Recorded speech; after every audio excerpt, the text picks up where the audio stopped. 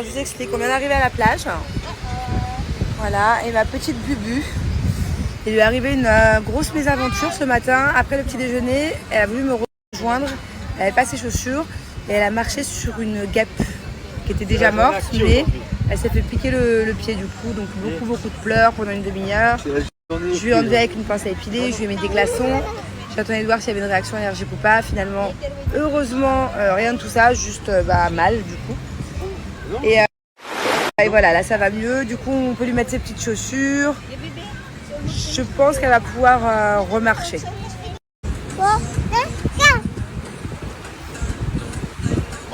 Allez, vas-y. Jump. Yes. Vas-y.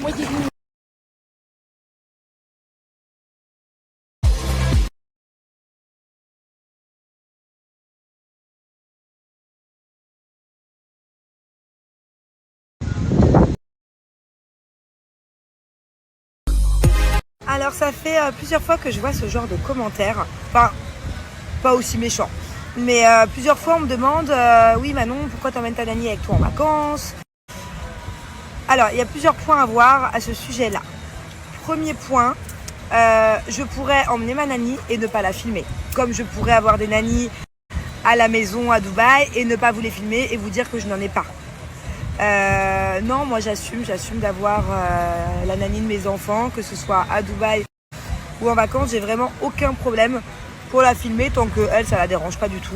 Même quand il y a les caméras d'ailleurs pour C'est la famille ou pour d'autres émissions, elles ont vraiment aucun souci avec ça. Elles sont devenues maintenant familières avec ça et ça les embête pas du tout. Elles aussi d'ailleurs, elles ont les réseaux sociaux et voilà. Deuxièmement, il y a des fois on part en vacances sans nanny et puis il y a des fois où on part avec nanny. La dernière fois qu'on a voyagé, qu'on est parti au Sri Lanka, qu'on a fait notre grand road trip et qu'après on est parti un peu kiffer aux Maldives, on était sans nanny. Ça c'était volontaire de notre part de partir qu'avec les enfants. Et là par exemple on s'est dit bon, on prend la nanny avec nous, comme ça si un soir, ce qui s'est passé d'ailleurs le week-end dernier avec Julien, on veut sortir, bah, les enfants, je prends pas une babysitter ou une nanny d'ici que je connais pas, en qui j'ai absolument pas confiance. Genre moi je laisse pas mes enfants à quelqu'un que je connais pas, ça c'est mort. Et puis voilà. Et puis si là par exemple au moment où je vous parle, j'ai envie de jouer avec Thiago ou boire un coca avec mon mari et discuter avec mon mari pendant que ma fille est à la plage avec la nanny en train de faire des châteaux de sable, j'ai aussi aucun souci avec ça. Voilà, ma nanny, il faut savoir qu'elle kiffe, elle surkiffe ses vacances. Voilà, donc il n'y a vraiment aucun doute à avoir sur le fait que ma nanny est très contente d'être en vacances. Je ne l'ai pas obligée de venir, qu'elle passe un super bon moment. Tous les jours, elle nous dit merci monsieur, merci madame. Elle kiffe les marchés de nuit comme moi. Hier, on est parti sur une île, on a fait des massages, on lui a même pris un petit massage. Les meilleures vacances de sa vie. Même si ils étaient tous émerveillés. Enfin voilà, donc il faut aussi voir le bon côté des choses. Ouais, on a notre nanny. Nous, ça nous permet aussi des fois de pouvoir se retrouver un peu tous les deux ou de pouvoir bosser ou de faire d'autres choses. Et elle surkiffe ses vacances. Et puis voilà, et puis dans tous les cas, rien que le fait là de devoir me justifier, ça me saoule parce qu'on voit toujours que le mauvais côté des choses et pas le bon côté. Et en plus de tout ça, personnellement, moi ça me fait mal au cœur quand des fois je vois des commentaires, bon c'est pas souvent, mais quand même, c'est régulièrement des commentaires, oui, t'as pas honte d'avoir des nannies, les pauvres nannies. Vraiment, pour toutes les personnes qui pensent comme ça, vous vivez pas dans ma vie, vous savez pas tout ce qu'on a pu faire pour nos nannies, à quel point je les aime, à quel point je les considère vraiment.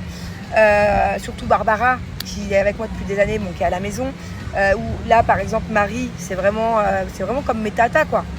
Bon, Marie, on a moins de différence d'âge, donc c'est plus comme une cousine. Mais il n'y a aucun... Enfin, elles sont très très contentes de travailler avec notre famille. Elles sont super contentes. Je pense qu'elles changeraient pour rien au monde. Si vous savez à quel point je suis investie dans ma relation avec mes nannies, à quel point je les aide, à quel point je les soutiens. Donc, des fois, c'est pas très cool pour certaines personnes de juger, de dire des choses. Parce que moi, mes nannies, je les aime vraiment profondément. Généralement, je rentre pas dans les détails, pas dans la profondeur des détails. Vous savez pas à quel point, effectivement, mes nannies sont soutenues.